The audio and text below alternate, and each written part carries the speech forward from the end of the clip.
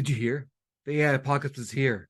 Forget about the future. Forget about education. In fact, you should cut your losses now and leave because the machines are going to teach better than you, buddy.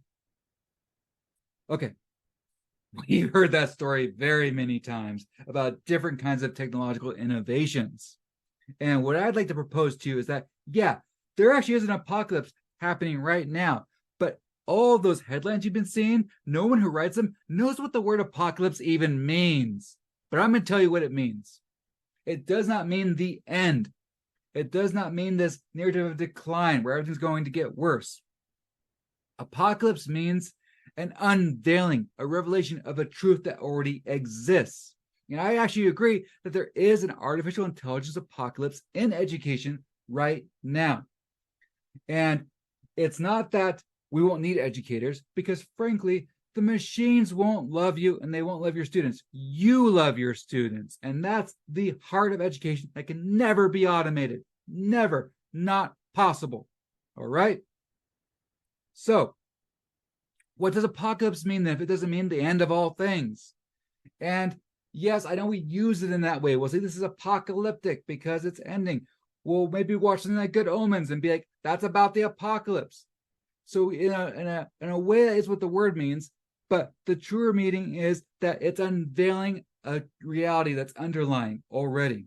And so here's why I think it's revealing about education. We have a disconnect between novice and expert, between learner and instructor. And that disconnect has to do about how we view tasks. There's this continuum between the bureaucratic on one hand and the authentic on the other hand. Here's another way to look at it. There's a disconnect between the meaningless and the meaningful.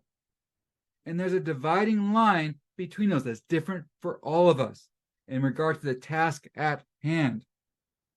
I believe that if any of us were to reflect, we could say, when do I feel okay with using generative artificial intelligence? And I think the answer often is on a task where we see it as less meaningful, where I'm okay with the machine doing that for me, because then I can do more meaningful tasks. The problem is you may see that differently than your students because they are novices.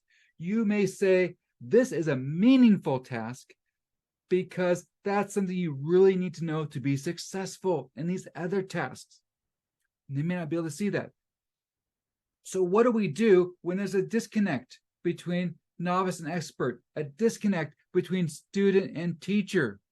What's the answer?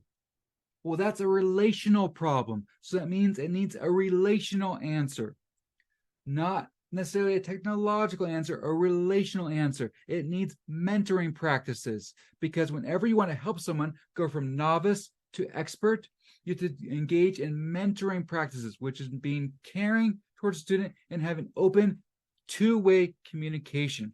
The heart of mentoring is that we agree on what does each person gain from it. What does the mentee want to learn from the mentor?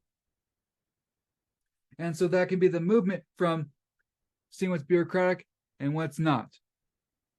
But how do we do this in a practical way with artificial intelligence? So this class is an experiment in that. Here's what I'm doing, because I say that there is an apocalypse. It's revealing that there's a problem with how we maybe either give bureaucratic tasks rather than authentic tasks, or we give authentic tasks, but our novice learners struggle with seeing them as authentic. Since there's a communication issue, I'm experimenting with very open communication. You are allowed to use generative AI whenever you see fit. Sometimes I'm going to ask you to, but you're welcome to at any point to use generative AI in this class. You just have to point out to me, hey, I used ChatGPT on this assessment, and here's what I asked it. Hey, frankly, I wouldn't even mind if you said, hey, in a reflection, hey, I saw this part of the task as bureaucratic and inauthentic. Therefore, I worked with ChatGPT so I can move on to what I saw as meaningful. That's great, because I want to know what you see as authentic, and then I can respond, well, I would propose you see this as authentic for these reasons. And so what we're doing is this PAIR framework. That's what you're going to learn about this week, is the PAIR method of working with generative artificial intelligence. What that means is, first, we have to do some problem solving. We need to make a problem statement. Like, think of it as a human being. What's the problem here? What do I want to know? What do I need a solution for? That needs to come from us as humans. Then identify the artificial intelligence that could successfully help you with that.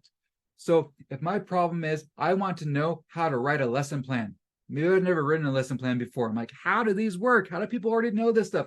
Who sent that memo around about a lesson plan? I can go to ChatGPT and say, can you write me a lesson plan that's on this subject? And then it'll be useful for that because it knows what's statistically most likely. The way it works is it has tokens, which could be part of a word. It could be a word. It could be a few words. They put a token. Then they say, what's statistically most likely to be the next token? Put that token, and so on and so on. And so what you end up with is the sort of the basic, most likely, most boring, statistically likely sentence, paragraph, whatever to happen. So as far as genre, as far as meeting bureaucratic standards, perfect, wonderful, go for it. But as far as your unique insights as a human person with dignity, can't do it. So we're experimenting with that method where you have your problem. You say, okay, what AI works with this? We're mostly using ChatGPT in this class. Then the A in PAIR is AI, but also interact. You do prompt engineering. You say, that's garbage. So you ask another question and revise it. And then reflection. Because remember, identifying the problem, that's you as a human person. Reflecting, that's you as the human person. That's something that you can do.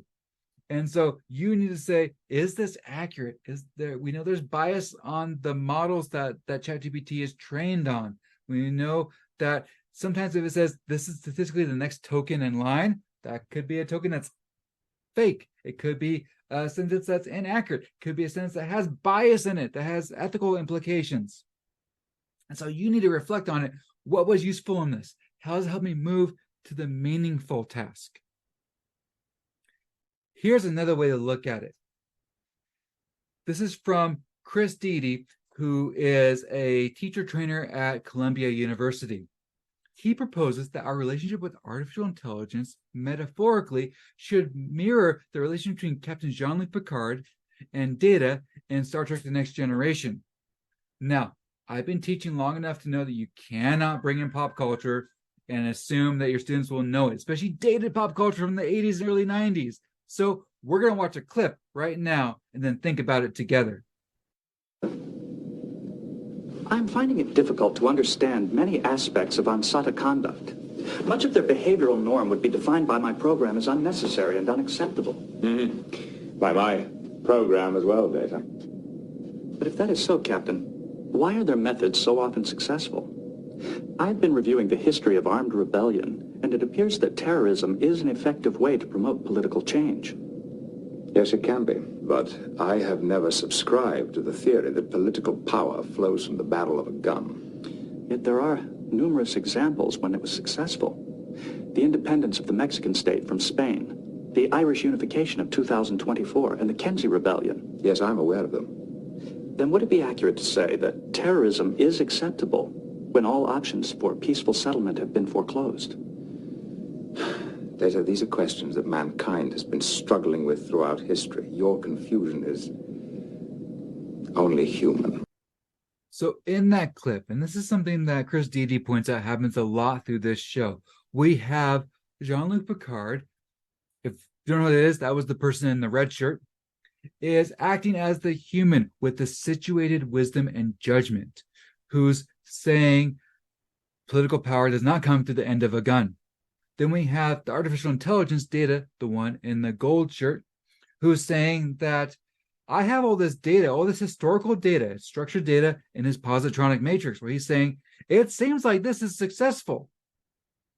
It's the same thing analogously when we work with artificial intelligence. We can put in this input, that structured data, or unstructured data if we're putting a sentence into ChatGPT. And it'll say, well, most likely this is what will come next. And then we can say in our situated judgment as educators that, whoa, no, that won't work with kindergartners. No, we're not going to do that. Or, okay, yeah, but last week I helped these high schoolers with this in the drama class, and so we can't do that. And so that's the missing piece that really makes something meaningful. We can use ChatGPT as our data to have all that information as our lieutenant commander data. But we need to be the Captain Picards who are using our wise situated judgment, where we can say, no, that won't be ethical. No, that won't be the correct way to go with my students. Because you, as educators, have something called educational artistry, where you know your students, you care about your students, and that's what's important.